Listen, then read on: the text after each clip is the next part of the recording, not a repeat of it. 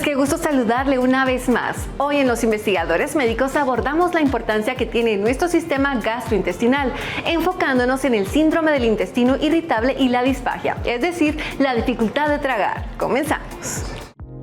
Damos inicio a nuestro programa de hoy, hablando de sistema gástrico. Está compuesto anatómicamente desde la boca hasta el ano y esto involucra estructuras anatómicas como el esófago, el estómago, intestino delgado.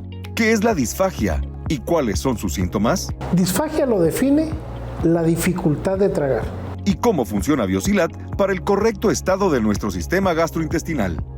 Hidrata las heces, corrige las constipaciones, ayúdale al famoso estreñimiento, hemorroides. ¡Comenzamos!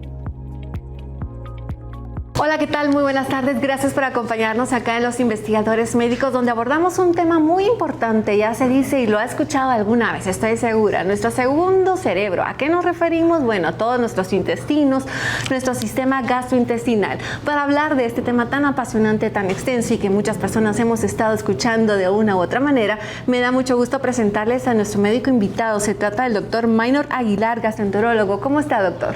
Hola, buenas tardes. Es un verdadero gusto estar con ustedes a través de este medio, poder llegar a muchas personas para tratar de educar en este apasionante tema que todos los días nos vemos involucrados. Bueno, doctor, ya para comenzar, yo quisiera que nos explicara cuáles son los órganos que componen todo este fabuloso sistema gastrointestinal.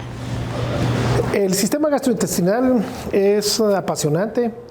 Está compuesto anatómicamente desde la boca hasta el ano y esto involucra estructuras anatómicas como el esófago, el estómago, intestino delgado, intestino grueso, cuyo nombre correcto es colon, pasando por glándulas como el hígado, el páncreas y muchas glándulas que sirven para la absorción y la digestión de los alimentos. Bueno, cuando hablamos de la absorción de los alimentos, doctor, tenemos que enfocarnos en el intestino delgado e intestino grueso. ¿Nos podría explicar de alguna manera por qué es tan importante realmente mencionarlo? El aparato digestivo realmente tiene una actividad bastante sincronizada, compleja. Ingerimos los alimentos, al estar 70% del estómago, del fondo gástrico lleno, viene la sensación de saciedad. Esto nos hace sentir que ya estamos llenos, 70%. Luego ahí es donde se nos acaba la sensación de hambre, donde mitigamos esa sensación de que queremos comer. Lo que comemos después de eso ya es gula. Seguimos comiendo por antojo, porque se ve rico, porque me recuerda que rico era esto o deseo aquello. Pero la sensación de saciedad viene con el 70% del estómago lleno. Agarra el estómago pequeños fragmentos de bolos alimenticios y empieza a masificarlos hasta dar una consistencia homogénea, adecuada de trituración para poder pasar por el píloro. El píloro es una válvula que une el estómago con el intestino delgado y va pasando pequeños bolos alimenticios hasta que se vacía el estómago. Esto más o menos promedio de 90 a 120 minutos. Se retarda un poquito este vaciamiento cuando hemos ingerido grandes concentraciones de grasa. Sí. Cuando comemos más grasa puede llegar a durar hasta 3-4 horas. Y entidades como la diabetes o cualquier neuropatía pueden retardar este vaciamiento hasta 8 o 12 horas. Pero en una persona normal, en una condición normal, lo fisiológico es que vaciemos el estómago entre 90 y 120 minutos. Por eso después de las 2 horas, aunque nos levantemos muy satisfechos de la mesa, ya se antoja el cafecito, el postrecito 2 horas después. Una vez pasa ese bolo alimenticio al intestino delgado, ahí se mezclan enzimas pancreáticas y enzimas biliares. Y esto ayuda a hacer un proceso que se llama saponificación de los alimentos y viene el proceso absortivo. La absorción de los nutrientes básicamente se da en el trayecto del intestino delgado, el cual en promedio mide 1,80 m a 2,20 m. Está dividido en 3 segmentos anatómicos, el duodeno, el yeyuno y el ilion. Todos juegan un papel importante. Sí. La función más importante la realizan los últimos 60 centímetros del intestino delgado antes de llegar a la unión del intestino delgado con el grueso. Es ahí donde se da la circulación enterohepática, donde la gran mayoría de los nutrientes, las primeras porciones solo fueron masificando y mezclando enzimas digestivas y toda la absorción realmente se da en estos 60 centímetros terminales del ilio terminal. Ya una vez habiendo absorbido o reabsorbido secreciones del mismo aparato digestivo, como es el caso de la bilis. La bilis se segrega, se forma en el hígado, se almacena en la vesícula biliar. La vesícula biliar tiene almacenada la bilis y va a secretar al torrente alimenticio acorde a la cantidad de grasa que hayamos comido. Una de las funciones más importantes de la bilis es que saponifica las grasas. Por eso aquellas personas a quienes han quitado la vesícula biliar experimentan diarrea después de comer grasa, porque ya no tienen ese órgano, ese proceso que era naturalmente diseñado para que la bilis saponificara la grasa para ser absorbida, ya no se puede dar. Claro. Y esto es una entidad clínica muy frecuente en la población. Mucha gente dice, me quitaron la vesícula hace tantos años y empecé con diarrea. No estén pensando en ameba, no estén pensando en eso. Muchas de la gente, esta es la causa. Ok, entonces el 50%, hasta el 50% de la bilis que se segregó se reabsorbe en esta área anatómica. Otra causa de diarrea.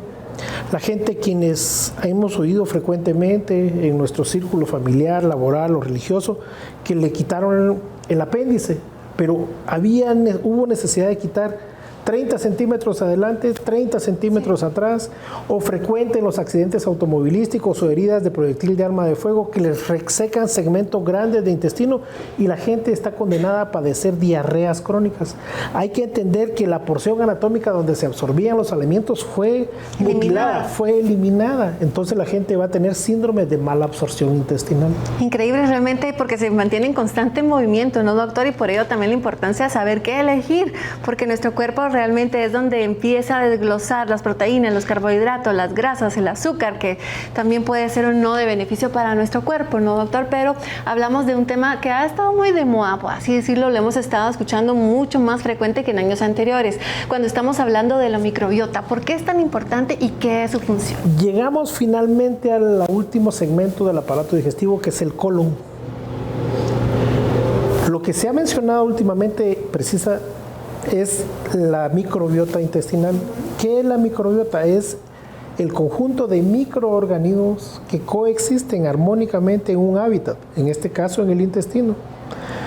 Desarrollan un ecosistema perfecto donde bacterias, proteobacterias, firmicutes, levaduras, todos coexisten sin que nadie altere a nadie en un ecosistema perfecto. Esto se ha hablado últimamente porque después de muchos años de investigación nos dimos cuenta que después del uso de antibióticos, de ciclos de quimioterapia, la gente que está haciendo la lucha por la vida con un cáncer recibiendo quimioterapia, de medicamentos inmunosupresores, como la gente que toma medicamento para la artritis reumatoide, para el lupus y para muchas enfermedades que están condenadas a bajar las defensas del cuerpo. ¿Qué tenemos en la materia fecal? Bacterias. Al tomar medicamentos inmunosupresores, las bacterias crecen desordenadamente, alteran el ecosistema. Lo mismo pasa después de los antibióticos. Los antibióticos no pueden diseñar un antibiótico específico para que venga a actuar en el pabellón de la oreja y solo ahí me va a actuar. Al tomar antibióticos, matamos también ciertas bacterias buenas y eso es parte de lo que la microbiota hoy en día ha jugado mucho papel. La microbiota, anteriormente conocido como flora intestinal, en los últimos 12, 15 años ha quedado ese nombre de microbiota intestinal. Es el ecosistema perfecto y debemos de tratar de que no se altere. Hoy en día hay muchos medicamentos para generar el ecosistema, el ambiente donde todos vuelvan armónicamente a coexistir, a vivir en paz, como que fuera un vecindario. Sí. Lo típico en nuestra cultura es: me comí un tamal o me comí un ceviche, me dio una diarrea 3, 4 días, se me quitó solita. No, no pensemos así. Entró un microorganismo enteropatógeno, un microorganismo que llegó a alterar el ecosistema, llegó el mal vecino, digámoslo de esta forma para que entienda la población. Llegó el mal vecino, ese que llega a las 3 de la mañana con el radio a todo volumen y llega bocinando y haciendo el escándalo. Lo mismo pasa con este enteropatógeno, un ente agresor que no pertenece a ese ecosistema y que llega a alterar el funcionamiento de todos. Hoy en día, el uso de los probióticos lo que hace es generar el ecosistema, el ambiente donde todos vuelvan a la normalidad, un ambiente estable, perfecto. Claro, doctor, y bueno, lo hemos escuchado muchas veces y bueno, sí, sabemos que cuando hemos pasado tomando antibiótico, por ejemplo, por ahí nuestras abuelitas nos decían, bueno, se lavó nuestra flora intestinal, ¿no? Y tener ciertos alimentos que nos pueden ayudar a tener una microbiota intestinal bastante sana. Pero adelantándonos un poco, doctor, ya lo mencionábamos al inicio del segmento, estamos hablando de algo, del síndrome del intestino irritable, algo que afecta muchísimo a la población. ¿Nos podría explicar entonces qué es? Porque sabemos que puede provocar náuseas, gases, estreñimiento, diarrea, en fin, afecta mucho nuestra calidad de vida. Excelente pregunta. Mira, pues, síndrome de intestino irritable durante los últimos 150 años ha sido la tierra de nadie. Todo lo que el médico no encontraba una justificación lo englobaba como el síndrome de intestino irritable. Sí. Doctor, ¿pero qué causa esto? Nos fuimos al canasto del sastre. Todo lo terminábamos metiendo al estrés. Sí. Y durante muchos años el tratamiento eran ansiolíticos, antidepresivos y un montón de cosas para tranquilizarte. Hoy en día estos medicamentos están descontinuados. Hoy en día ya no se maneja de esta forma. Hoy en día, a pesar de que el síndrome de intestino irritable es multifactorial, la principal entidad clínica que se ha identificado es postinfeccioso, como lo que te describí anteriormente. Entró el enteropatógeno que alteró el ecosistema y se altera la microbiota. Razón que en los últimos 10, 12 años ha tenido un boom esta palabra de microbiota intestinal. Sí. Y por ende han venido a invadirnos comercialmente una serie de probióticos. Hoy si vamos al supermercado, todo sabe probióticos. Sí. Pero eso también es un término que se está sobreutilizando. Que si creo en los probióticos, esto no es cosa de fe. Esto es de saber que existen probióticos específicos con propiedades específicas para patologías específicas. Y si utilizamos el adecuado, en la patología adecuada, todos son buenos. Perfecto, ya lo escuchábamos. Entonces, abordando un tema, porque sabemos que es bastante complejo, creo que deberíamos de tener un programa enfocándonos en cada uno de los órganos que componen nuestro sistema gastrointestinal. Más adelante, doctor, estaremos abordando un tema también que es muy apasionante y hemos estado hablando de la disfagia, esa dificultad para tragar alimentos o líquidos. ¿Por qué pasa? ¿A quiénes afecta más que otros? ¿Cuáles son sus causas? ¿Tratamientos disponibles? Todo esto y más adelante en Los Investigadores Médicos. Y usted continúa con nosotros, doctor. Gracias. Después de estos consejos de salud. En Guatemala tenemos lamentablemente mucha patología neoplásica. Somos uno de los países con mayor prevalencia a nivel mundial. No se despegue de Los Investigadores Médicos.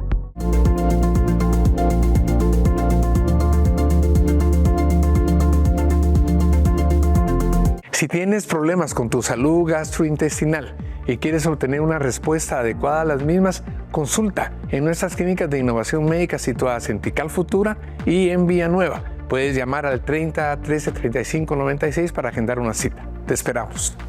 Biosilat es un prebiótico de clase mundial que estimula el crecimiento de bacterias beneficiosas en el tracto digestivo.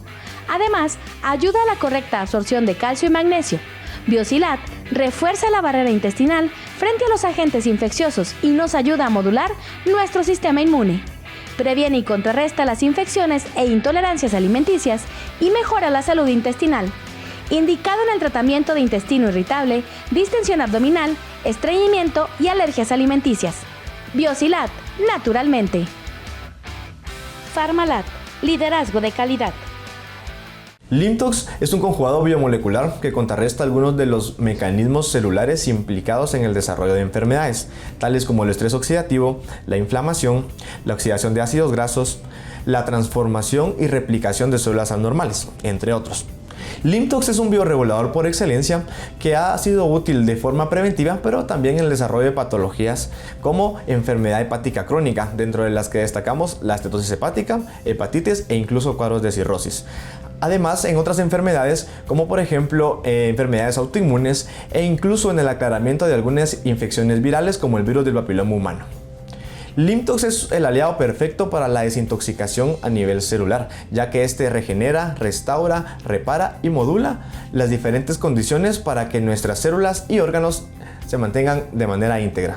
Dentro de los componentes de Limtox podemos mencionar el conjugado de flavonoides, principalmente el muricatenol, el ácido elágico, la fisetina y la betalaína. los cuales hacen sinergia para dar un efecto más potente, tanto antioxidante, antiinflamatorio, entre otros. Además contiene glicoproteínas y proteoglucanos que nos ayudan justamente a mantener la membrana celular, lo cual permite una mayor permeabilidad y un mejor funcionamiento. Por lo tanto, Limtox es un excelente aliado para la desintoxicación de la célula.